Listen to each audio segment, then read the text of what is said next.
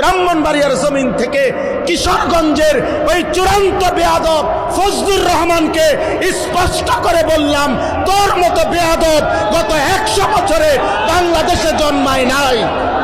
তুই স্বাধীনতার পক্ষের না, তুই স্বাধীনতার শত্রু। আপনি ঠিকই কইছেন হুজুর, উনি শুধু স্বাধীনতার শত্রু না, উনি ইসলামেরও শত্রু।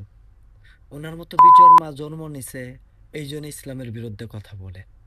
আগে ইসলামের বিরুদ্ধে কথা বলতো নমরুদ, ফেরওয়ান, আর এটা হলো বর্তমান যুগের ফেরওয়ান। এর মুখে এইসব কথাই মানা, কারণ এর মায়ের যখন বিয়ে হয়েছে তখন কোনো মোল্লা মুন্সি দিয়ে হয় নাই, কারণ শুধু শরীয়ত মোতাবেক বিয়ে হয় নাই। এই জন্য এই ব্যবসাগরের বেজন্মা একটা জন্ম নিছে।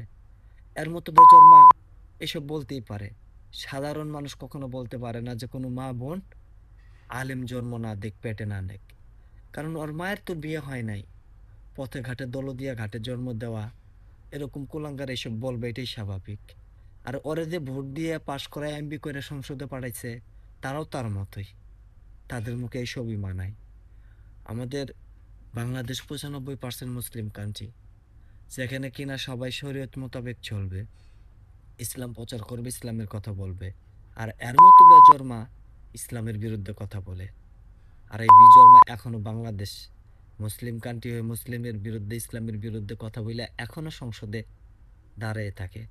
কেমন প্রধানমন্ত্রী খাম্বা তারেক, সেও মুসলমান। তার মা যদি বেঁচে থাকতো বা তার বাবা বেঁচে থাকতো, এই ফজু পাগলারে মেনে নিত না, জুতা নিক্ষেপ কইরা ছেলে ভরতো, এর শাস্তি দিত। খাম্বা দেখে বাইসে গেছে।